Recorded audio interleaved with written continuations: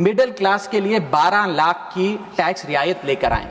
मैं सर बतौर chartered accountant ये बताना चाहता हूं कि ना ही ये टैक्स एग्जेम्पशन है, ना ही ये टैक्स डिडक्शन है, ये एकमात्र टैक्स रिबेट है। इस रिबेट का स्वागत हम सब करते हैं, हम सबको खुशी हुई, लेकिन मैं आपको इन तीनों में फर्क बताना चाहता हूं और ये दिखाना चाहता हूं कि कैसे चोर दरवाजे से इंडियन मिडिल क्लास से अभी भी इनकम टैक्स वसूला जा रहा है। पहली चीज सर, ये इनकम टैक्स एग्जेम्पशन नहीं है।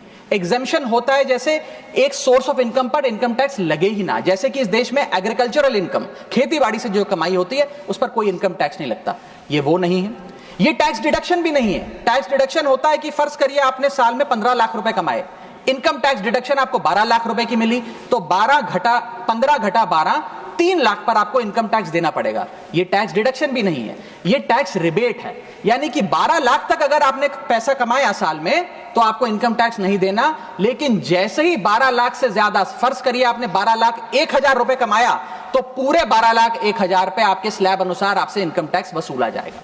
और दूसरी चीज, कैपिटल गेन्स पे, यानी कि अगर आप अपने कोई मकान बेचते हैं, सोना बेचते हैं, इक्विटीज बेचते हैं, शेयर्स बेचते हैं, उस पर जो कैपिटल गेन पे, मुनाफे पे लगता है टैक्स, वो इस 12 लाख की सीमा में नहीं आएगा, उस पे आपको अतिरिक्त टैक्स देना पड़ेगा। सर लेकिन इस 12 लाख की रियायत से कितने लोगों को भारत देश में फायदा हुआ, यह भी समझने की आवश्यकता है। हम 140 करोड़ की आबादी वाले देश में रहते हैं, जिसमें मात्र 8 करोड़ लोग इनकम टैक्स की रिटर्न भरते हैं, और इन 8 करोड़ लोगों में से मात्र 3 करोड़ लोग इनकम टैक्स भी भरते हैं। यानी कि 8 करोड़ लोग इनकम टैक्स की रिटर्न भरते हैं, 5 करोड़ लोग जीरो इनकम दिखा के अपनी इनकम टैक्स की रिटर्न भरते हैं, जीरो टैक्सेबल इनकम, और उनसे कोई इनकम टैक्स नहीं वसूलती। लेकिन जो बाकी 3 करोड़ बचे, मात्र वो ही इनकम टैक्स भरते हैं। तो किन लोगों का फायदा हो रहा है, ये भी समझने की आवश्यकता है। और इसका मुकाबला आप करिए सर, सीएमआई का डेटा बताता है कि इस देश में कंजम्पशन के आधार पे 43 करोड़ इंडियन, 43 करोड़ भारतीय भारत की मिडिल क्लास में आते हैं। 43 करोड़ में से मात्र 2 से 3 करोड़ लोगों को ही इसका फायदा होने जा रहा है। उसका हम स्वागत करते हैं, लेकिन बाकियों के लिए क्या? वित्त मंत्री जी ने यह फैसला जब सुनाया तो कहा कि इससे भारत की कंजम्पशन बढ़ेगी, खपत बढ़ेगी, और इकोनॉमी का चक्का, इकोनॉमी का पहिया चलने लग जाएगा।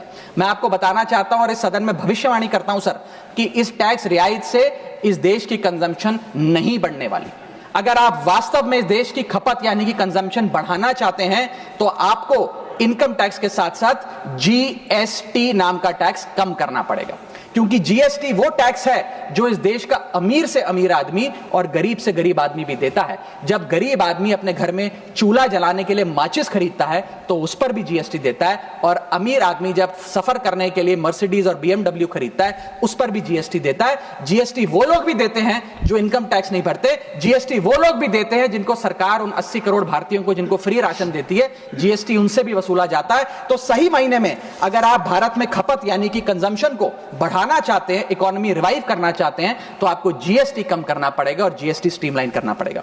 सर मिडिल क्लास इस देश का सबसे देशभक्त क्लास है, जो सबसे ज्यादा टैक्स देता है। और सर जब नौकरी से लौटता हुआ साधारण पैंट शर्ट पहने मिडिल क्लास का आदमी मेट्रो की लाइन में खड़ा होता है, तो उसे यह चिंता नहीं होती कि घर जाकर कौन सी पिक्चर देखूंगा या कौन सा पकवान खाऊंगा।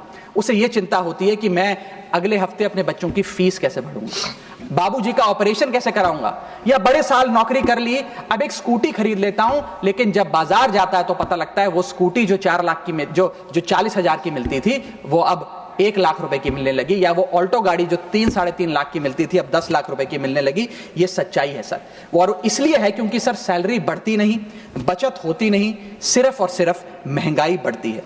और सर मैं ये भी आपको बताना चाहूंगा, रिपोर्ट्स बताती है, इकोनॉमिक सर्वे ऑफ इंडिया बताता है कि सैलरी औसतन मात्र 3% बढ़ी है पिछले वित्तीय वर्ष में, जबकि food inflation 10%, health care inflation 15%, और कंज्यूमर प्राइस इन्फ्लेशन और न जाने कितनी इन्फ्लेशन तो इनसे कहीं ज्यादा ऊपर आंकड़ों पर आज मंडरा रही है, लेकिन उसके मुकाबले सैलरी मात्र 3% बढ़ी है। सर देश का मिडिल क्लास एक बहुत बड़े डेट ट्रैप में भी फंसने जा रहा है।